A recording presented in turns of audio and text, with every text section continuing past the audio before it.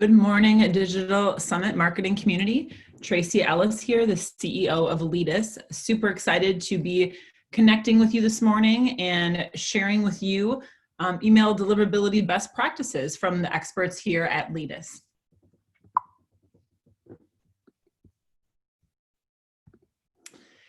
What is Leadous about? We are, we've been put in place for 5 years, and our main goal has been to create successful marketing automation users that love technology and advocate for platforms everywhere, regardless of where you're at, what type of features you need, but leveraging that technology in marketing to drive results. And we really want to build awareness and knowledge in the marketing community, regardless of the platform. So if you go to our website and if you look across the bottom of the screen here, you'll see Marketo and Adobe. We are strategically aligned with Adobe and work on both the Marketo platform, now Adobe Engage, and also Adobe Campaign, but have clients that use every marketing automation platform, every email blast platform tool that's out there, depending upon their specific use case, where they're at right now, and where they're trying to get to. Our passion is really giving marketers the ability to advance in their careers and get a seat at the table. And we really believe, and I've gone through this myself, that if you have data and if you're managing marketing and you're looking at ROI and spend, you're going to get yourself a seat at the table, right? Your story from marketing is going to link to sales. It's going to be around revenue and the perspective of this is what we're doing from a funnel perspective to drive growth for the organization.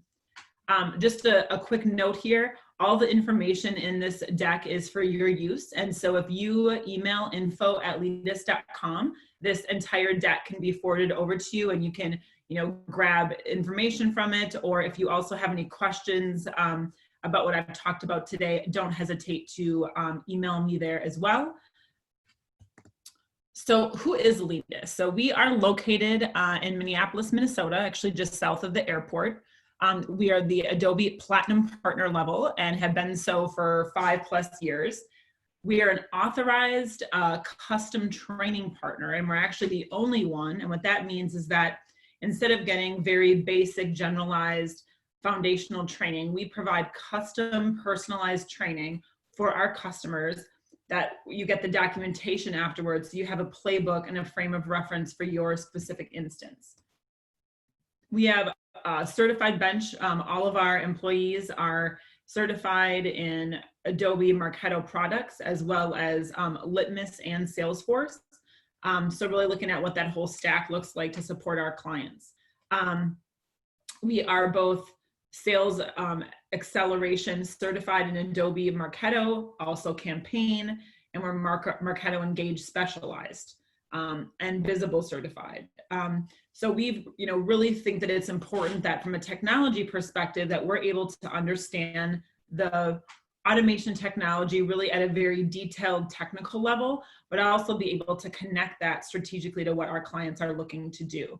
As I mentioned earlier, our goal is to help communicate and advance the marketing community. You can hear me doing thought leadership pieces on everything from Digital Summit, like I am today, to iHeartRadio interviews for specific industries. We also care not just about our marketing community, but our local community. And so in the Twin Cities, we have an arm of our organization called Leadous Loves. And what we do is we go out and just love in our community, right? Help people that are in need, regardless of what that might be, and leave a little bit of, us behind, right? Just our passion for each other, our passion for, other people, and just seeing people happy and excited and successful. On the right-hand side there, what you see at the top is a logo from an organization where we were actually voted best places to work. So nothing like your employees being able to take a survey and letting other people know how they feel about working at your organization. Our main areas of focus from a product perspective or services perspective are strategic automation consulting. So that really goes back to any automation that you need help with, how you connect that back to your marketing strategy. Adobe Marketo technical consulting, everything from doing integrations to migrating people from one platform to the other, and then also ongoing work within those platforms. And then the third is managed services. So to be able to provide marketing automation really out of the box, whether it's services and the license, whatever the customer needs, really working to make sure that we can get that tailored resources to them to make them successful. And across the bottom here is just a handful of different clients that we've worked on over the years, that we've done some really great projects with. And I'm sure that if you look at that list, some of them you can recognize. So let's talk a little bit about the digital marketing footprint before we get totally into email deliverability. This is really the foundation of how marketers are looking at what it is that they do. And in this case, these gray shaded spheres really illustrate a tech stack, right? So you've got this marketing tech stack that allows you to execute all of these tactical components that are part of your marketing strategy. Everything from mobile SMS messages to a website, events, probably more virtual now than ever, collateral, email, business development reps following up on sales calls, and then social, and there's tons of others, right? And so now there's all these different technologies that are powering the ability for marketers to execute these different tactics, but not only powering them, but giving them the ability to track the results of those, right? And who's clicking what and who's doing what. And really what it is allowed is that it's made, instead of having two separate kind of, there's B2B and B2C, what really happened is it's B to B to E, right? And so it's business to everyone, right? Whether you're a consumer, an individual consumer, or whether you're a business, what we find is that people want to reach people in a very personalized way to get their attention. And so the tactics that you would have normally seen maybe for more consumer type products, we're seeing organizations and businesses use when they have B2B products as well, because the initial phase of getting a connection with an individual person requires the same type of marketing tactics. What you see here on the end, love and money, right, kind of makes the world go round, definitely makes digital marketing go around. And so the whole goal is when we leverage these technologies and we, execute these tactics across everybody that we're communicating to in our ecosystem. So we're communicating to one another within our organization, we're communicating with our partners, we're communicating with our prospects, we're communicating with our customers, everybody that you communicate with, right? So the whole idea is to leverage this and do it very efficiently. So out of the other end comes love and money, love of your brand and increased revenue. Some interesting facts as we get a little bit now more into the email deliverability is that if you look at all of those different tactics that marketing organizations look to execute, email has an average ROI of $38 for each $1 spent. That is higher than any other current tactic in the market today. It has been that way for the last couple of years.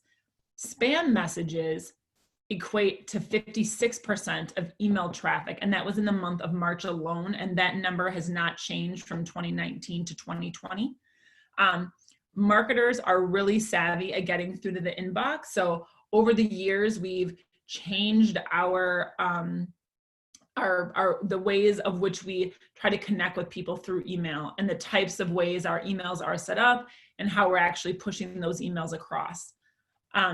We also know that marketing automation companies have gotten really savvy at helping us savvy marketers get into the inbox, right? So a lot of marketing automation companies have built in features that help us drive right to the inbox of the audience that we're looking to communicate with. And the last component is that IT, are probably arch nemesis here when we talk about email marketing, is savvy at keeping marketers out, right? Their job is to protect their organizations, and not all marketers are doing things the way that they should. And so IT is really looking to make sure that, they have a low volume of spam, that their, individual users within their organizations are not being spammed, and they're looking to make sure that, their systems, servers, et cetera, stay safe and secure. So understandable what they're doing, but also a huge challenge for us marketers. So let's talk about email client market share. So Gmail, 38%, Apple iPhone, 28%, right? So we're looking right off the bat at just under 70% with the top two, Gmail and iPhone.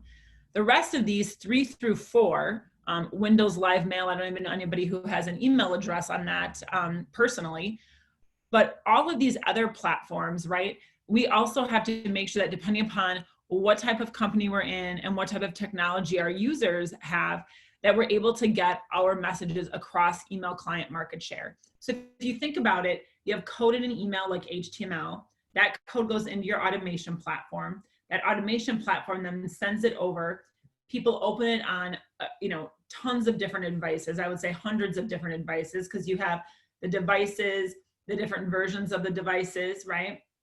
Then you've got the email client that they're actually looking at that specific email on, right? And so you have all these variables and kind of this funnel that your email communications need to go to. And obviously focus more on Gmail and Apple iPhone email client apps, but there are these other ones. And still, especially if you do a lot of B2B, you'll also get down into number 4, which is Outlook, which can be very frustrating for marketers, especially when you want to send out really sexy, really exciting emails. Yet there are a lot of disconnects between how HTML works and how Outlook receives that HTML. So why deliverability matters. So here now we're really getting into the meat of what we're talking about today. So deliverability is the rate at which emails arrive in the inbox, not just those emails that are being delivered. So when we think about it, right, we've got email service providers or ESPs. They're always on the lookout for spam. IT's using tactics to keep emails out. And the more you hit firewalls or RID to spam, the lower your deliverability rating goes, right? Booting you from engagement platforms. There's also some additional things that are, behind some of these. If you are on a automation platform where it is multi-tenant, you also have to be concerned and wary of what the other tenants on that platform are doing as well. So there's a lot of things that you can control. There's some things that you can control. And so my goal as we get through the rest of this presentation is to provide you some insights, hopefully some things that you can take back and do right away or do differently or look at differently for your organization to improve your deliverability. So let's talk about how it all works. So on the left-hand side, you have a few little envelopes going into a funnel. That funnel in this case represents how you funnel from you sending an email to somebody receiving it on the other end. So there's 3 components that are taken into consideration before your email gets pushed through to your inbox. Those are authentication protocols, your reputation, and your email content. Authentication protocols are really the technical things that people look at in regards to getting that information and making sure that it's set up and that you're coming from a valid domain and valid IP. So we've got sender policy framework, we've got domain keys, the DKIM, the reverse DNS, and the DMARC. And so those are all very highly technical things that when you're setting up your automation technology, whatever that may be, that you have those things in line and that you're aware of what they are, that they're set up correctly so that you have a very, very large chunk of your emails that first drop in that funnel, get approved through the authentication protocols, and get you to the next phase, which is your reputation. Your reputation is actually a combination of 2 things, your IP and your domain, right? Who is using the domain and the type of IP that you have.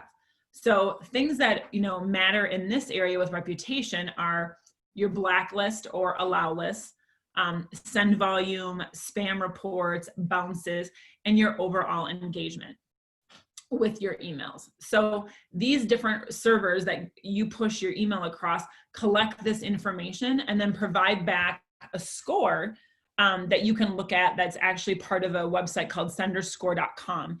And you can actually go get your score and take a look at it and then consider some of these things that may be of issue. For example, send volume. If you have a low send volume, that's not great. If you have a really high send volume and you have lots of bounces, that's not great. If you have a high send volume but low engagement, that's not good. If you have a low send volume but lots of bounces, that's not good. So the goal is really to address these things within your reputation to constantly be improving your reputation score. The last component here is email content. So if you get through the authentication protocols and you have a good reputation, then it looks at your email content. Avoid spammy content, right? Spammy content are heavily laden, graphic-rich emails that have big files in it, large file sizes, right? Lots and lots of copy, subject lines that are getting held up in the filters, and also too many links.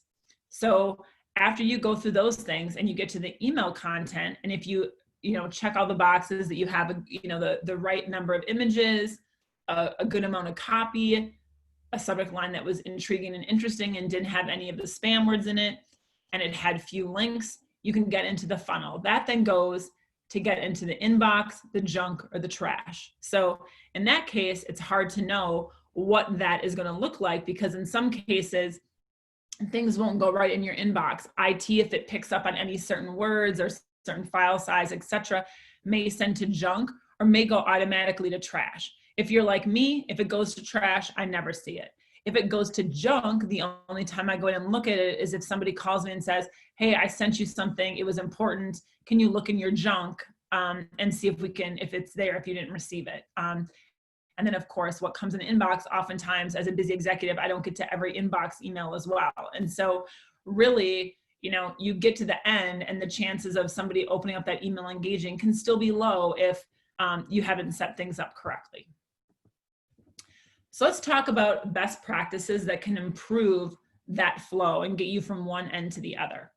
Perform a full deliverability audit.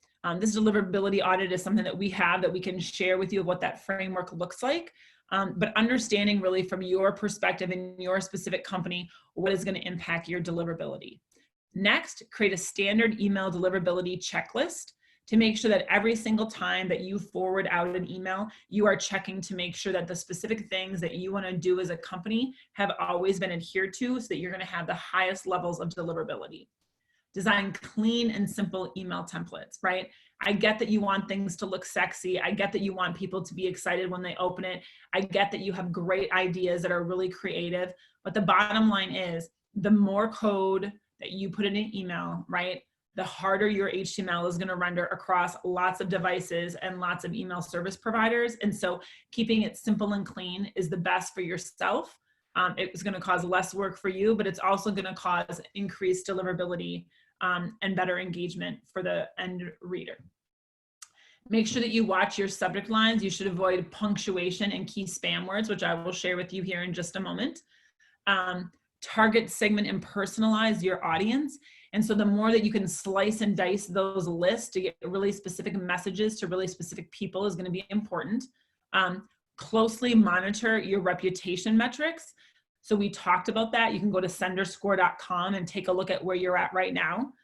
Check your email across all sources and devices to know where there might be a holdup. If it's somebody that, it says that your emails get delivered, but only 0.001% get delivered on Outlook, I wouldn't necessarily worry about Outlook. But if it says that, Windows Live is 99% of your users, you want to make sure that your HTML and your email is rendering when it comes across, so that it's not getting held up and it's getting delivered. Always use a preference center, right? A preference center is going to help people self-select and put themselves in the right audience so you know what to do. Check block lists and allow lists to make sure that you are on certain lists or off certain lists, and make sure that you're on the right ones that you want to be on. And then update and report back. So depending upon why you're on those lists, there will be recommendations of what you can do to get off of those lists, or in the case of allow lists, get on them. And so you can update those things and then report back, and you'll see that you'll get off a lot of those as well, just with your own effort, although that does take a little bit of time.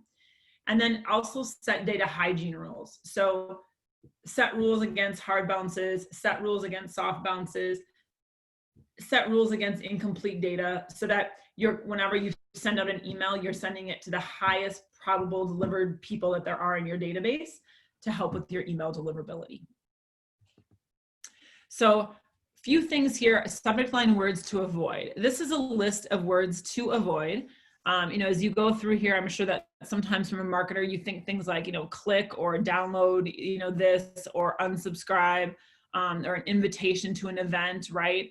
Or if something's urgent, or you want them to sign up for something, right, that's important. However, IT has gotten really good at indicating that these words relate to spam and marketing versus, emails that people have, been looking for, been sending. So these things are all usually listed in a trap to hold. Also, any type of punctuation is also listed. So there's ways to rewrite a question into a statement without using punctuation and getting these words out. If you ever feel stuck, you can feel free to email me, and I can do the best I can to help you as quick as I can come up with some savvy ways to do that. I want to just share a note here about the second one. When people see the word Rolex, they often laugh.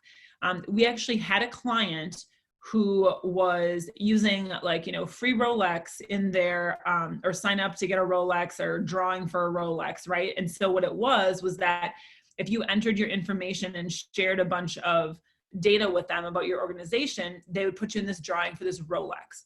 Well, in case you don't know, there is a spam, email campaign that comes out from countries in Africa where they try to get people, vulnerable people to fall for getting this Rolex. You just have to sign up this information and send them like $100.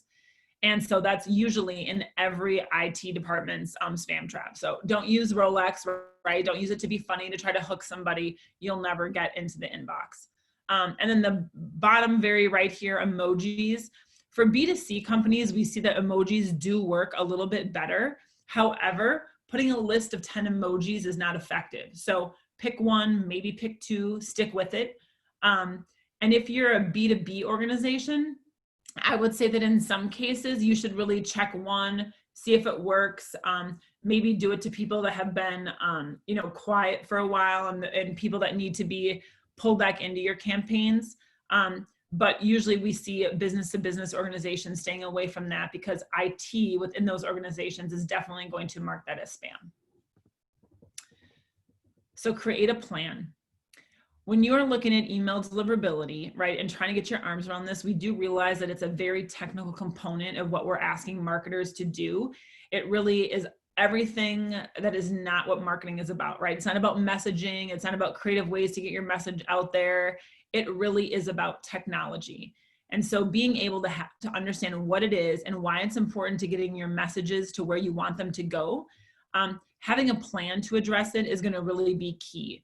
And what we find is that when you have a plan and you're in marketing and you're explaining your plan and why these pieces and components of your plan are important, you'll get a lot more buy-in, and you'll get a lot more help to make sure that you can actually achieve this and get the ROI and the insights on the campaigns that you're doing, and also the results that you're looking for. So in this case, with the creating a plan, you want to institute a deliverability initiative and define what that looks like. You want to clean your data, and I'll share that with you here in just a minute. You want to segment your audiences. You want to create engaging and personalized content. So for those of you that have platforms that can use tokens, put the company name in the subject line, put the person's first name in an email itself, right? Create that personalized content. If you have things where you can even do it by industry or even specific account type, if you're doing ABM, take the time to do that. It will be well worth it for you. Launch a preference center, send consistently, and then monitor and constantly evolve what it is that you're doing. So let's talk about this data. So this is actually a snippet of a report that we did on a client. They gave us their list and we ran it through our system, and this is what we get back, right? So of all of the contacts that they sent us, it looks like, roughly 75,000 contacts, maybe a little more, maybe a little less. What the status is, the number of leads that were in these specific status buckets, and then the action that we suggest that they take based on what status those people were in. So in this case, there was no spam block, right, or certain bounce errors, so they had no leads in that category. They didn't need to do anything, but if they did, we would tell them to remove those. Email invalid, many invalid or unknown, right? 18,000 records, possibly remove older records, but archive those. I always tell people, whenever you go through the cleaning process, archive your data before you delete it. I've never had somebody come back and ask about a piece of data that was deleted, because as salespeople, you know, even though they maybe painstakingly help build the database, they didn't, you know, they only want to focus on the records that are updated and correct, where they can call and actually get a hold of somebody. So they don't necessarily care about the older ones, but it does put them at ease to know that if they ever needed to go back, they could. The next we have here is specific error message or unknown and rejected, right? Suspend initially or after 2 bounces. Those could be soft bounces, you don't know. Unsubscribe people, right? So we want to remove if inactive or retarget somewhere else. Blacklisted, if they get blacklisted, you do not want to remove them. You will need to keep them in your database so that you don't ever continue to mail to them again. So you can mark marketing suspended if that works the best. Inactive in the past 90 days, right? Maybe sending one of those emoji emails, kind of get those contacts back up and get them engaged. Marketing suspended, right? Research list and bounce reasons, determine if they should be suspended or should be pulled over. If there's duplicates, make sure you go ahead and merge those. You do not want to be spamming people, sending, you know, lots of email to them all the time. Hard bounce, if they hard bounce twice in the past 90 days, marketing suspend them. Soft bounce, if they soft bounce a minimum of 2 times, and we say a minimum of 2 times within 1 month, marketing suspend them for 30 days and resend, or choose to mark them marketing suspended and keep them that way. And then the last, if the email address is empty, amend those email addresses and get them moved forward. So by taking some relatively quick steps here, you can really improve your deliverability, because you're going to be pulling out the people that aren't getting your emails anyway. And you're going to be, you know, addressing where people could be getting your emails and getting them re-engaged in what it is that you're doing. So understanding this is really the first kind of key step in your deliverability initiative and executing against that plan that you're going to have. So make sure that you take time to do this. If you have questions on how to do it, or what specific records are, or what kind of, you know, error messages you might be getting, or why you think you might be getting those, happy to answer any questions that you might have. The next one that you can also take a look at is timing. So when you send your email is crucial, and what to consider is different for every company and communication. So you need to think of who your audience is, what time, what day of the week, what time of day, and what your call to action is, right? So during business hours, you know, urgent matters, alerts, a lot of time we see sales, right? Because people want to be able to process that. Customer service wants to be able to answer questions. After business hours, we find that call to actions that require multiple steps are good for after business hours, because people can take their time to get through those steps. And not that call to actions, you know, always need to be one step, right? We definitely, you know, highlight that. But if you need to click on a link and answer a survey and submit something, that would be multiple steps. And usually when people have more time to do that is the best time to send those emails. Weekends, thought leadership. So on weekends, that really gives people a chance to really read something that they have in front of them. And so kind of understanding what you're sending, who you're sending it to, and who your audience is. We also see that in 2016, everybody was told to send their stuff at 10 a.m. Monday through Friday. And now in 2020, it's 6 a.m. to 10 p.m. and it's Sunday to Saturday. So depending upon what you're sending and who you're sending it to, it has really expanded what it is that you could be, what you could be doing. So super, you know, super great information that hopefully you can take some of these things and address them in real time with the different email campaigns that you are sending out. Again, if you have any information, please email us at info@leadous.com. I want to thank you for your time today and talking about email deliverability. If you have any questions, reach out, and have a great rest of your day. Thank you so much. I look forward to sharing more insights with you guys in the future. Have a great day.